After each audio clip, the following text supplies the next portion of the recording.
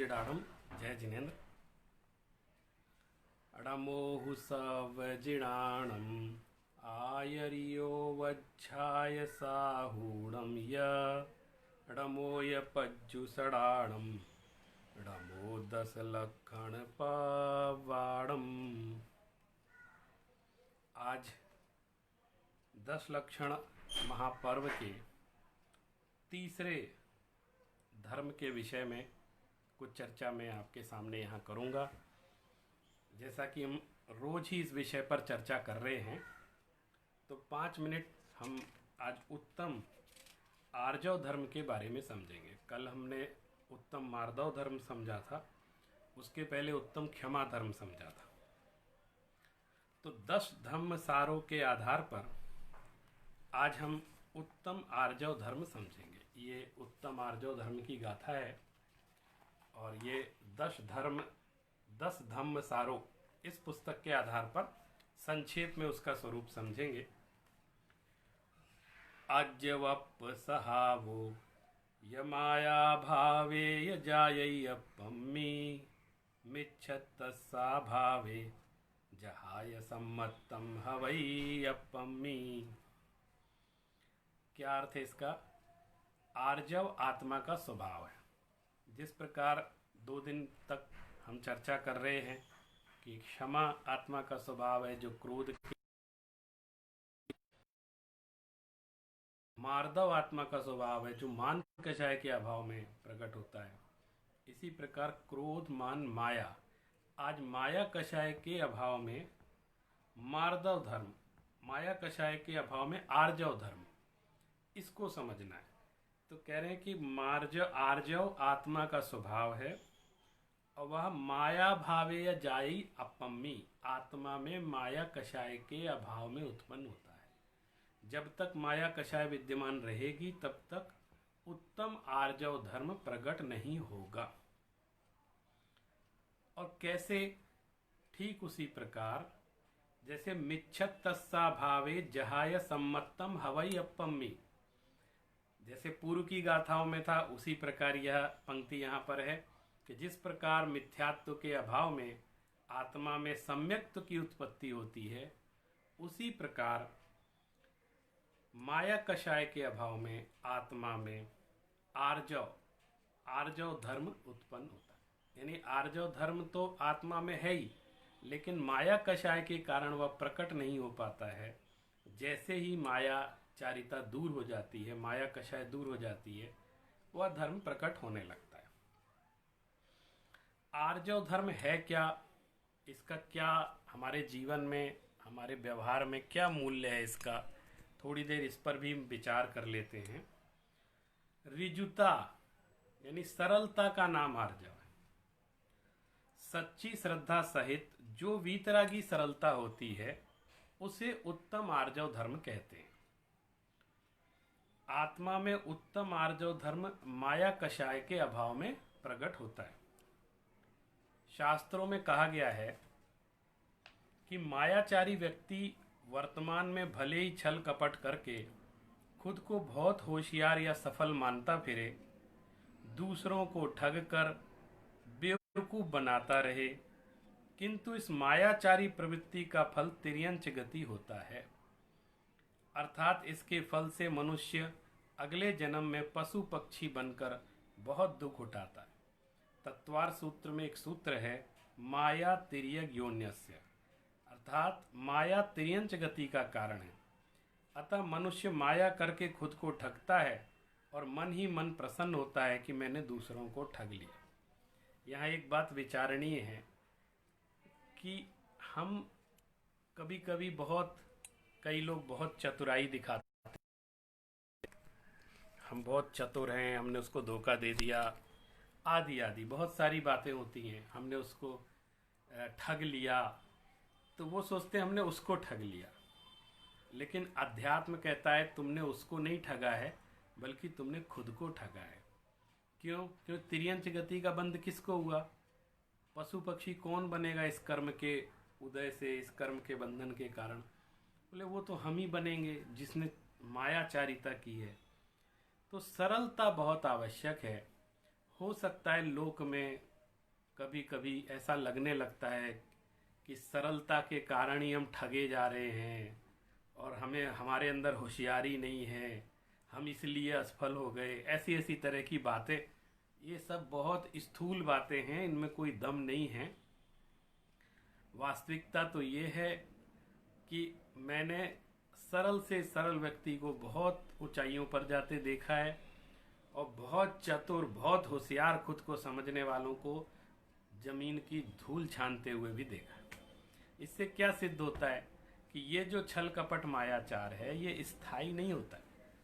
कभी व्यक्ति किसी कारण से बहुत सफल भी हो जाए तो भी हम उस मायाचारिता को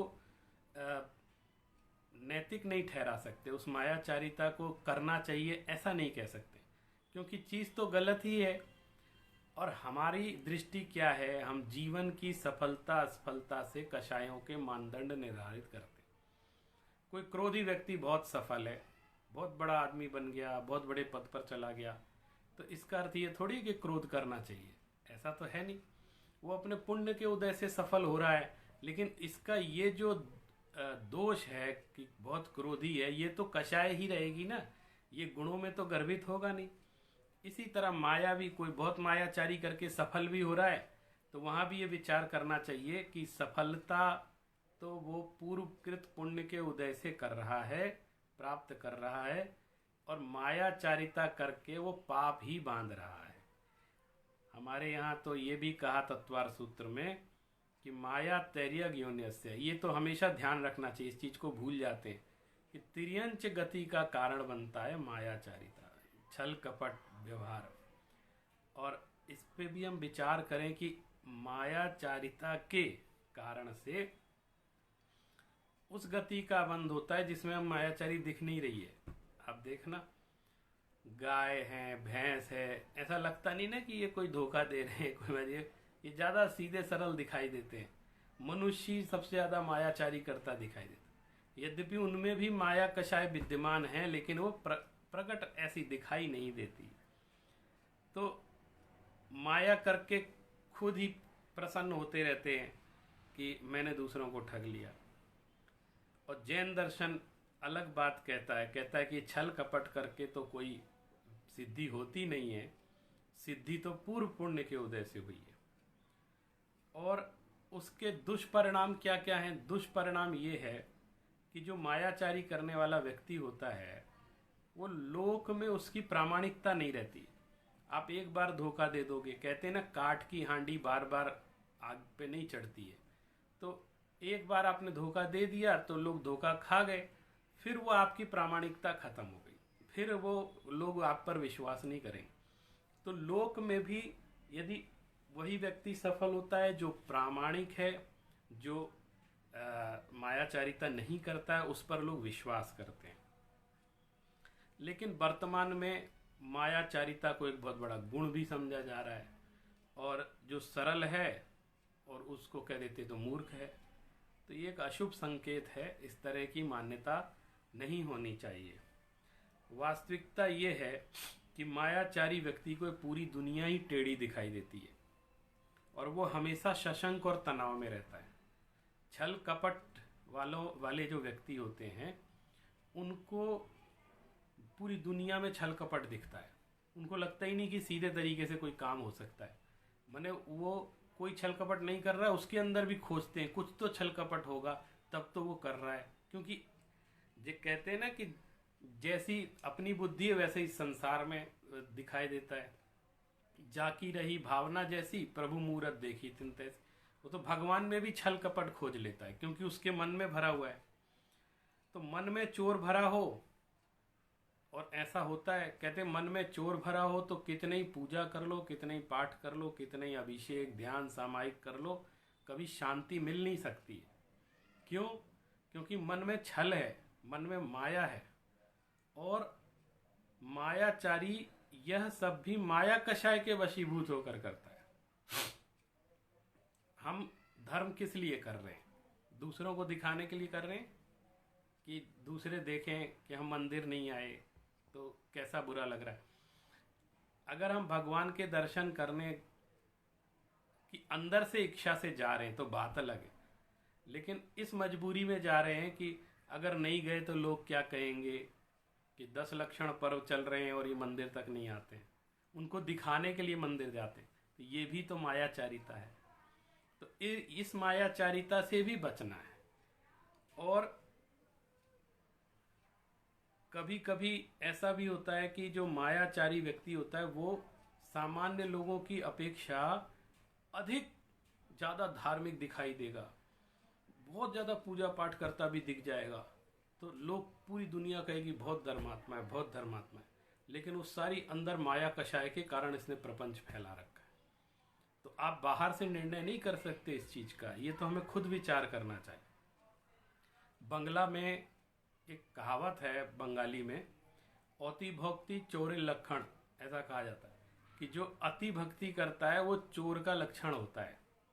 कि जो चोर होते हैं वो ज़्यादा भक्ति करते हैं, जो भ्रष्ट लोग होते हैं वो बहुत ज़्यादा विनम्र हो जाते हैं, अति विनम्रता दिखलाने लग जाते हैं, क्योंकि उन्हें भ्रष्टाचार सुरक्षित तरीके से करना है तो कोई परेशान ना करे और सब सहयोग करें, इसलिए वो बहुत ज़्यादा विनम्र हो जाता है। तो ऐसी विनम्रता भी मायाचारिता के अंतर्गत आती है। मायाचारी होकर विनम्र नहीं होना है, स्वभाव में विनम्रता आनी चाहिए। एक बहुत प्रसिद्ध दोहा है, नमन नमन में फेर है अधिक नमे बेईमान, नमन नमन में फेर है अधिक नमे बेईमान, और दगाबाज दूना नमे चीता चोर समान। ये जो चीता होता है वो जब कहीं आक्रमण करना होता है तो पहले ऐसे झुक जाता है और फिर उसके बाद आक्रमण करता है। तो कहते हैं इसी तरह चोर भी होते हैं। और दगाबाज जो धोखा देने वाले वो ज़्यादा नम्र हो जाते हैं, क्योंकि उन्हें धोखा देना, उनका उद्देश्य क्या है कि मुझे धोखा देना है, तो वो कुछ भी करने को तैयार हो जाते हैं। आपके पैरों पे भी गिर जाएंगे, आपकी प्रशंसा भी करेंगे, कितना ही क्रोध आएगा उसको दबा लेंगे, क्रोध नहीं दिखाएंगे, मान भी नहीं दिखाएंगे, बोले मैं कुछ नहीं चाहिए, ऐसे हाथ जोड़ के खड़े हो जाएंगे। दरअसल वो अंदर में छल भरा है, इसलिए ऐसा कर रहे हैं। स्वाभाविक रूप से मान का अभाव हो तो अच्छी बात है, स्वाभाविक रूप से क्षमा आ जाए तो अच्छी बात, लेकिन वो छल से भी ऐसा कर देते हैं। तो माया के कारण आज हम लोग एक अजीब सा मुखौटा लगा के समाज में घूम रहे हैं, और वो मुखौटा लगाते लगाते हम उसके इतने अधिक आदी हो गए कि हम अपना चेहरा कैसा है वो भूल ही गए, उसी मुखौटे में जीने के आदी हो गए। ये एक बहुत बड़ी मायाचारी है। और सरलता, सहजता, यही आत्मा का स्वभाव है। आत्मा में मायाचारिता नहीं है। तो सहजता, सरलता ये स्वभाव है, और माया ये विभाव है। और माया कषाय का जीवन में हम अभाव करके अपनी परम बीतरागी सरलता को, स्वभाव को प्रकट करने का हमें प्रयास करना चाहिए। और तत्व ज्ञान के अभ्यास से हमें इस चीज़ पर विश्वास हो जाएगा, हमें वो सरलता प्राप्त हो जाएगी, जिसके कारण हम इस चीज़ पर विश्वास करना छोड़ देंगे कि छल कपट करने से कुछ होता है। उस पर श्रद्धान भी खत्म हो जाएगा, तो छल कपट करेंगे नहीं। अंदर बाहर एक हो नर वो ही है महान, और तारे भव समुद्र से आर्जव धर्म महान। ऐसा आर्जव धर्म हमें इस संसार समुद्र से पार निकाल करके हमको उस लोक में ले जाता है, उस आनंद के लोक में ले जाता है जहाँ सुख और शांति ही रहती है, दुख का लेश मात्र भी नहीं रहता है। तो आज हमने उत्तम आर्जव धर्म का स्वरूप समझा, जो 10 लक्षण पर्व के तीसरे दिन जिसकी विशेष व्याख्या की जाती है। कल हम इसी प्रकार अगले धर्म का स्वरूप समझेंगे। जय जिनेंद्र।